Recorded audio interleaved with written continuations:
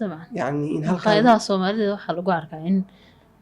hoteelku markuu cusub yahay oo kale Sax. cuntadu ay dhadhankeedu fiican yahay sax bil kadib markay customer badan kusoo xidhmaan in marka aqoontii ay taalo resourcekii iyo wixii la isticmaalayeen ay fresh yihiin mar kasta waxay ka macaanaanayaan wixii talaagada ku jiray caafimaad ahaan xataa caafimaad ahaan xitaa marka markaynu ku noqono dhaqankeena ma la odhan karaa in rag badan oo aan waxba karin darteed saameynta dhaqanka ayay keenaysa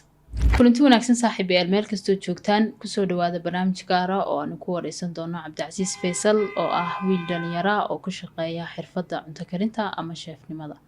ugu horeyn Cabdicasiis soo dhawow waad mahadsantahay walaalahay aad baad mahadsantahay aad baan u dhowahay aadna waan kaaga mahad celinayaa wareysigan goorma ayaad bilowday xirfaddan oo aad go'aansatay inaad noqoto cunto kariye xirfaddan waxaa bilaabay 2022 bishii 2 ayaan barashadeeda iyo shaqadeeda isku hawlay waan bilaabay waan gartay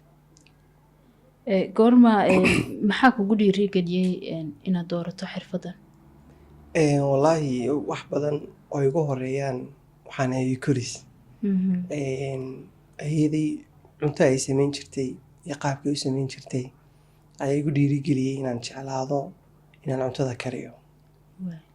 marka waxaa la oran karayaa waxa ugu horeeya waxay ahayd ayadii cuntadeedii ayaa aad i dhiirigelisay inaan barto oo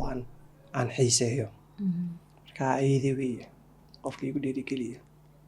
safarkaagii ugu horeeya shaqo halkeed ka bilowday wallaahi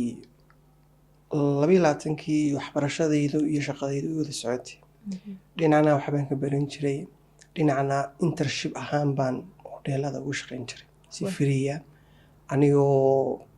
aqoonta iyo xirfadayda kor u qaadaya marka 22 bay ahayd aqoontayda iyo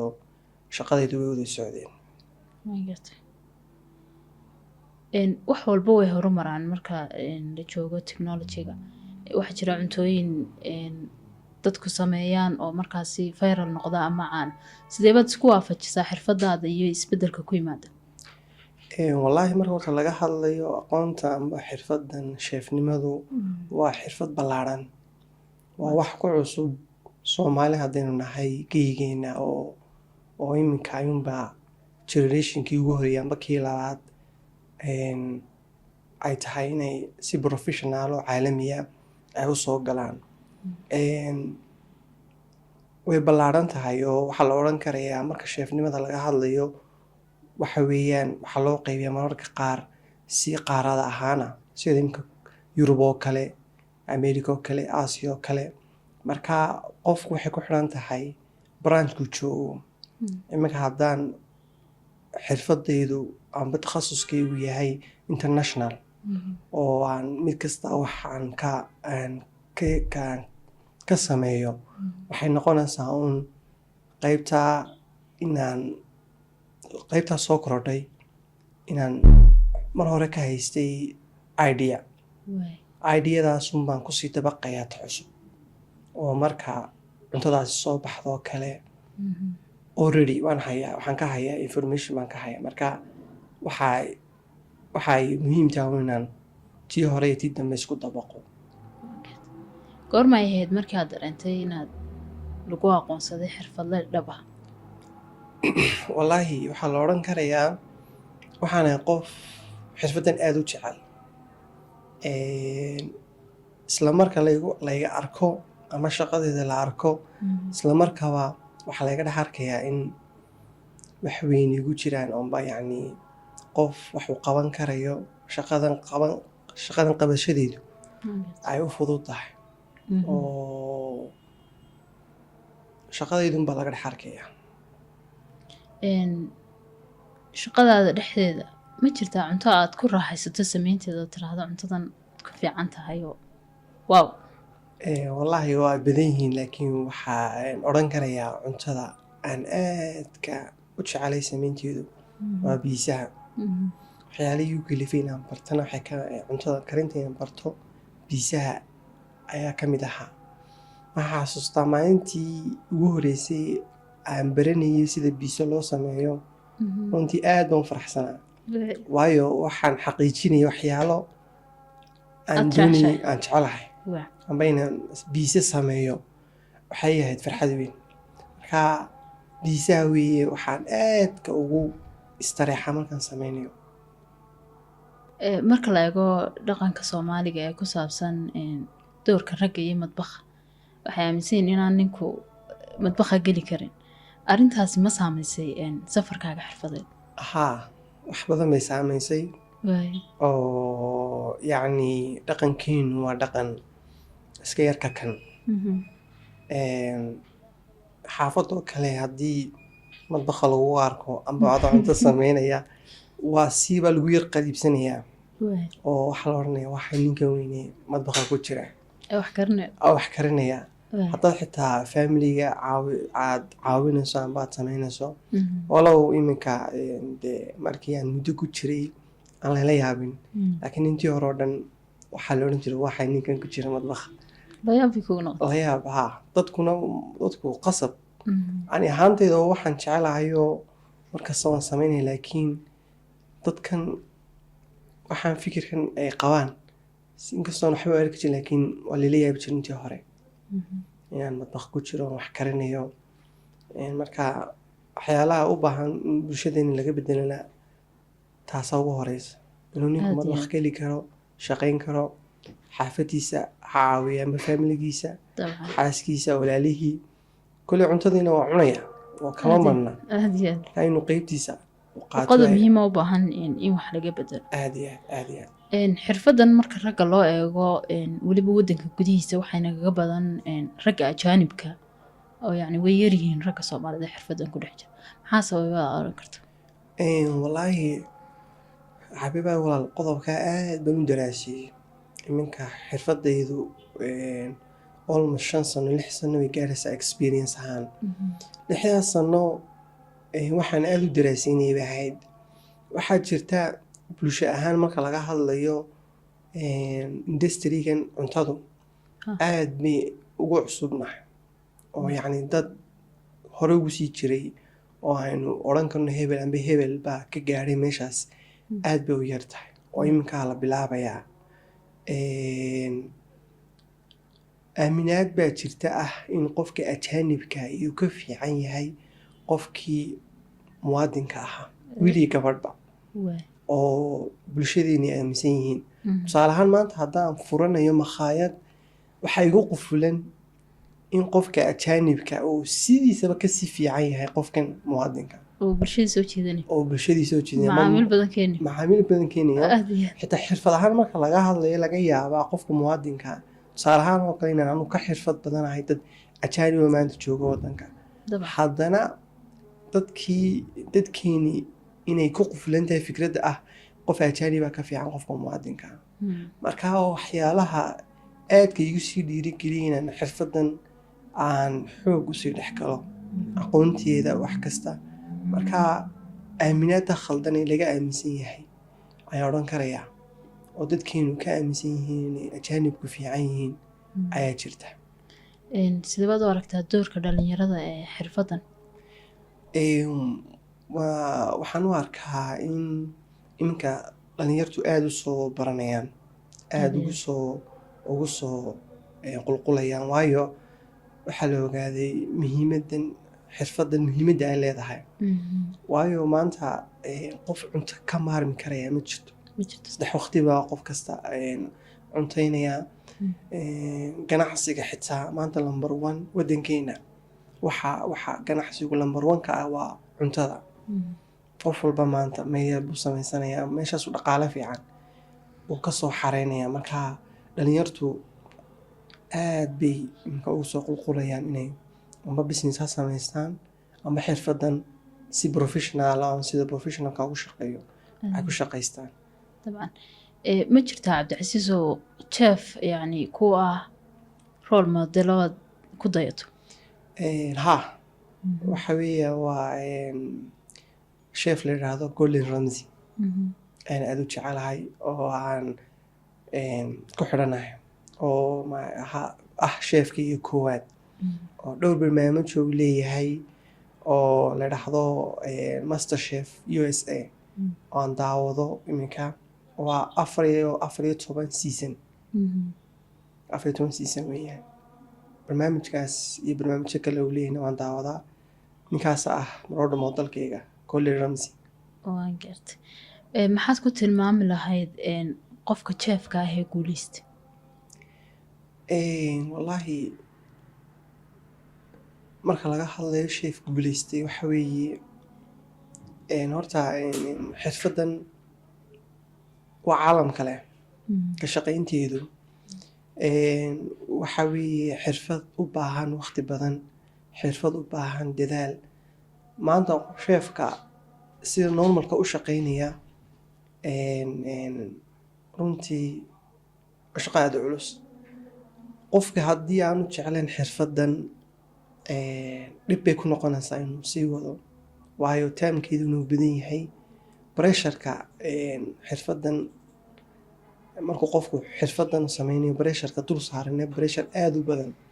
waayo qofka caafimaadkiisii lamber 1 safetygiisii qofkan customerka loo shaqaynayaa waa muhiim oo qofkii inuu cuntadii inay ahaato cunto clean ah oo nadaafad yani clean ah in qofkii soo saaro inuu dhadhanka maanta lagaa bartay cuntada maanta cuntada ii soo doonatay hal dhadhan baad igu baratay halkaa dhadhan inaan halkeeda ku hayo oo maalin kasta aad igu soo noqoto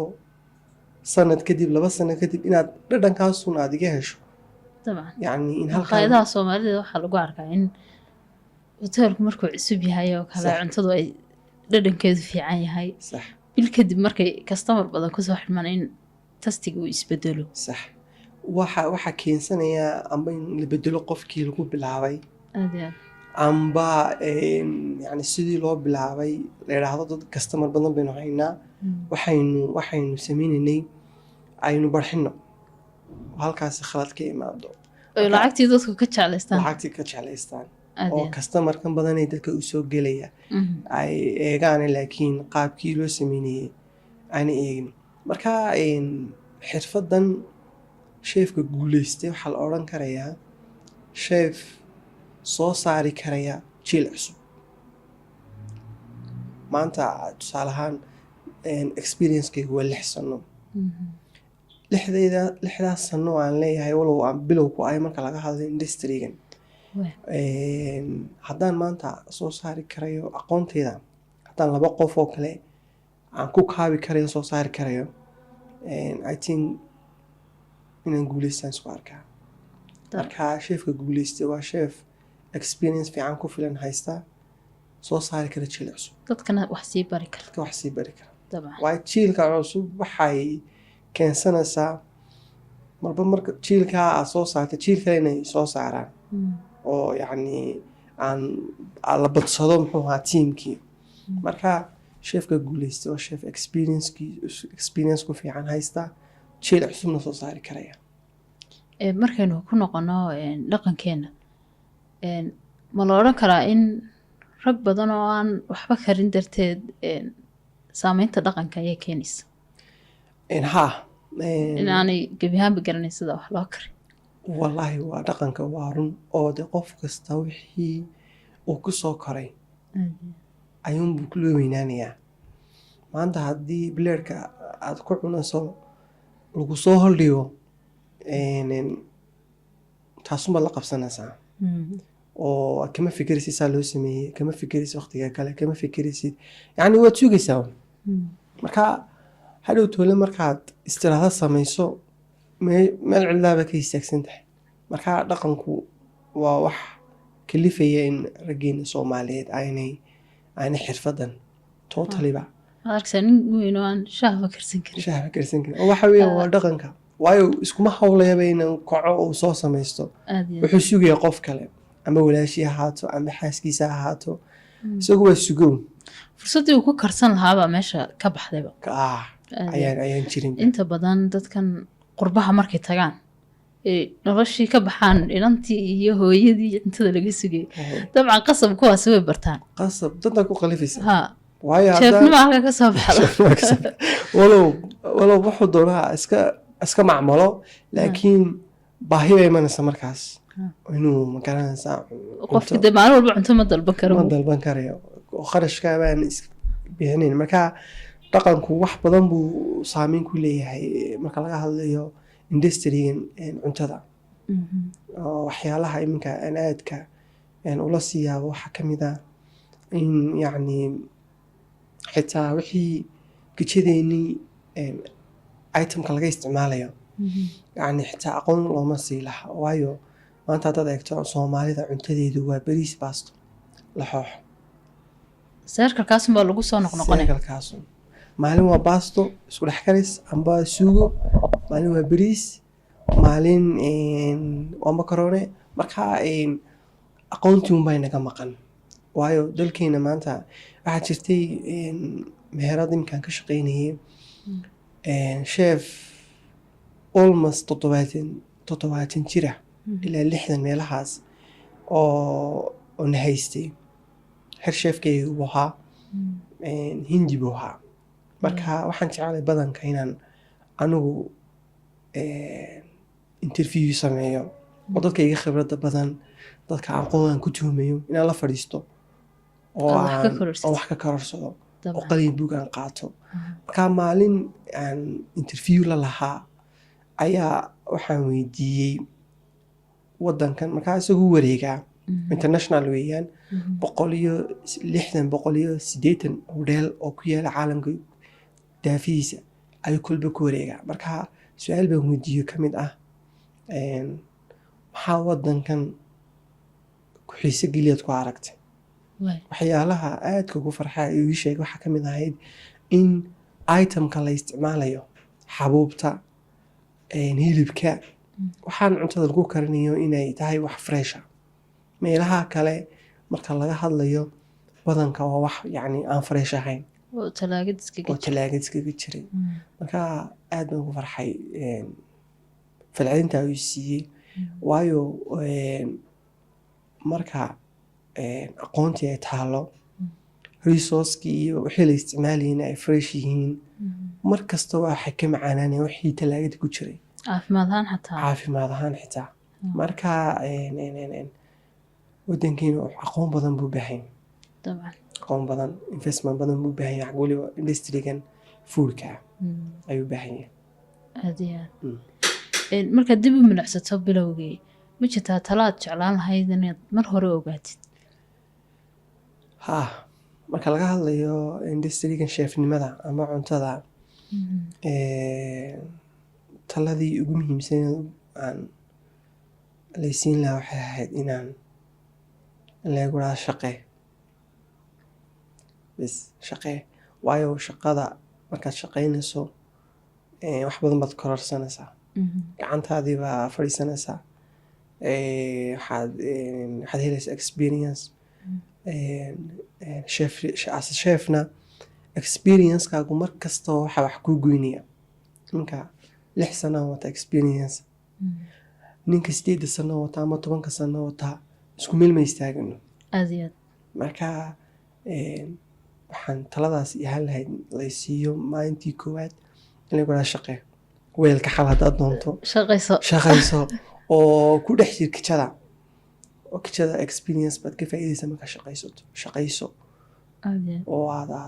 wixii markaa taladaasaan jeclaan laysiin lahaa 6 sano ka hor laakiin soomaalida inta badan raggooda way iskala hanweyiin shaqada guriga iyo dabcan inay wax kariyaanna haba ugu sii darnaatay ku adagtay waaniyan kule maanta janiskii baan la siinin xadaarad ahaanna fursadii baan jirta xadaarad ahaanna soomaali marka laga hadlayo waxaa weeyaan masculine nation yacni ragga awood badan la siiya oo yacni maanta isma odhanayaba ninka ragga soomaaliga ee maanta nasi familigii xaaskaagii walaalaha nasi keliya waxaa ku qufulan waxaan waan soo shaqeeyey xitaa hadduu soo banaanka soo shaqeeyo waxay ahayd inuu at least jarjaro khudaarta tamaandhada hawshii ka qayb qaato marka xadaarad ahaan un baan malaynaya taasina aad iyo aad iyo dhaqankiioo dabray waar marka waxaan ku talin lahaa rag Soomaaliyeed at least haddayna garanayn ha jarjaraan khudaarta si taasi waa shaqo taasi laftiisa waa shaqo aad iyo aad marka taasaan kula talin lahaa ragga Soomaaliyeed dabcan waa talo aad muhiima sidee ayaad u aragtaa doorka haweenka ee xirfadan sheefnimada wallaahi waa qodob muhiima waayo maanta haweenku waa hooyooyinka mustaqbalka maanta inan marka la baro xirfadan awlaadii mustaqbalka dhali doonto way baraysaa walaalaheed way baraysaa yacni bulsha ku xidhan daaragtii ugu xidhan mustaqbalkeedana muhiimada kooda ha lahaadee marka aqoonta markay hesho waxa ugu yara laga faa'iidaya waxa weeyaan intii ku xidhneed oo dhan inay horta marka koowaad barto maalin kule industrygana wuxuu u baahan yahay dad badan maanta xirfadda maanta suuqa taala 90% lagama faa'iideyn hadday ganacsi noqoto iyo hadday noqoto shaqaba maanta inta ka shaqaysaa waa ajaanibta ugu badan marka dad badan oo aqoon leh marka la helo waxaa imanaya inay camiranto industrygani tan labaad muhiimadda leedahay inay haweenku bartaan sheefnimaduna waxa weeyaan hal-abuurnimada ku badan qofka dumarka maanta decoration hadday noqoto iyo creativity-ga hal-abuurnimada ku badan marka wixii la tuso ama wixii la sameeyo inta ugu badan leh sida ugu fiican ayay usoo bandhigaan marka wax aada muhiima inay ka mid ahaadaan ama sheef noqdaan dumarkiina marka muhiimad intaa leeg bay leedahay hadda su'aalkeebaad jeclaan lahayd inaad xirfadan ka gaadho mustaqbalka wallaahi horta markaan qiimeeyey maanta ma jiro qof Soomaaliya internationally Soomaali ma jiro maanta la hiigsanayo la odhanayo hebel baan noqonayaa sidiisoo kale imika waxaan guuriyey role modelkaygu waa Gordon Ramsay waxaan doonayaa mustaqbalka in qof kasta oo Soomaaliya adduunka ku nool amba dhalinyarta amba caruurta soo kacaysa inay yidhaahdaan Cabdicasiis oo kale doonayaan noqdo oo ay helaan qof Soomaaliya oo u noqda role model u noqda ku matala caalamka oo hadday noqoto cuntadii in kor loo qaado oo yacni Soomaalidu ka mid noqdaan internationally ayaan hamigeygu yahay marjinaysaa inaad furto goob lagu barto xirfadan oo kale wallaahi iminka iyo mustaqbalka dhowba may waayo inaad qof wax bartaa waxay u baahan tahay experience iyo aqoon waxaan rajeynayaa at least hadduu ilaahayna daayo 20 sano soo socda kadib inaan haddii ay wax baritaan noqoto inaan baro waayo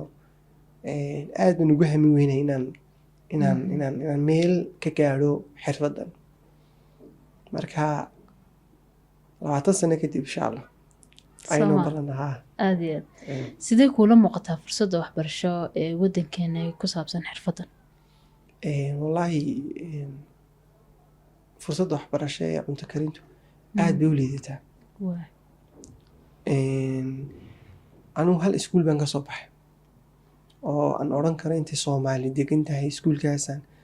experience-kayga anugu aan arkay iskuul Sky Top Chef la yidhaahdo Masaluu ka yaala iskuulkaas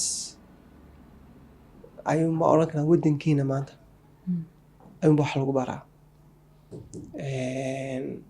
marka jaaniskaasi mooyaane jaanisyo kale oo maanta waxbarasho waddankiina ka jiraa ma jirto dabcan marka aad buu liitaa jaaniska waxbarasho ee cunto kariyo marka wax u baahan weeyaan investment wax u baahan waxa weeye in ganacsatadu ay intay intay hoos u eegaan ay dadkooda ay wax gashadaan, weliba xirfadan ku gashadaan. dad ajaanib in la keeno, dadkii wax la baro, bacdeen dadka wax la baray ay la wareegaan suuqa. saasaan ayaan odhan lahaa. waa tahay cabdicasiis waad mahadsan tahay. gebagabadii barnaamijkeenaynu kusii saqeynaa. markaa su-aasha ugu dambeysa waxay tahay maxaad kula talin lahayd dhalinyarada jecel xirfaddan? aad bay ugu mahadsan tahay interviewgan. I hope waqti kadibna inaan soo aragno anigoo la hiigsanaya insha allah. aad iyo aad waxaan kula talin lahaa qofka maanta bilaabaya amba ay ku jirto hami qalbigiisa oo inuu sheef noqdo, waxaan kula talin lahaa yani inaad jeclaato xirfaddan. jacaylku aad u qabto xirfaddan sheefnimadu hadba intuu leegayahay ayaad horumar ka gaadhaysaa. maanta gaari haddaan ka haysto magaalada ka baxo oon litir ku shubto masale magaalada kaga bax man kaga baxayaa. jacaylku waa waxa ku riixaya, waa shidaalka aad waxyaalo badan magaranaysa aad kaga gudbiso. marka jacayl badan haddaad u hayso weelka, haddaan jacayl u hayn kolley sanadka ugu horeeya way kusoo tufaysaa. waayo baresharkii stresska shaqaduna ay leedahay waa bareshar iyo stress aad u badan. waayo waxa weeye 1000 qof baa lagaa doonayaa habeenkii inaad waxooda cunaya inaad samayso, diyaariso, dabkii aad ku jirto. marka jacayl aad u qabto marka ka baxaysa. waxyaalaha imika aniga faa'iidada aadka ugu badan leh aan ka helaa waa in xirfaddan aan jecelahay. marka qofka maanta bilaabaya waxaa bacdhanoo xiisa ama jacayl inaad soo qaadato wey saa shaqadan amba hamigan aad uga miro dhaliso. markaasaasaan kugula talin lahaa dhalinyarta cusub. aad baad umahadsan tahay cabdicasiis faysal. waan rajeynayaa marar badanna inaynu insha allah barnaamijyo kale ku kulmi doono. waa tahay daawadayaalkaasi waxau ahaa cabdicasiis faysal oo ah wiil dhalinyaro oo ku shaqeeya xirfadda sheefnimada. barnaamijka waxaa idinla socodsiinaysay anigoo ah xabiibo mataan huri. intaynu muuqaalkan ka xiga ku kulmi doono nabadgelyo.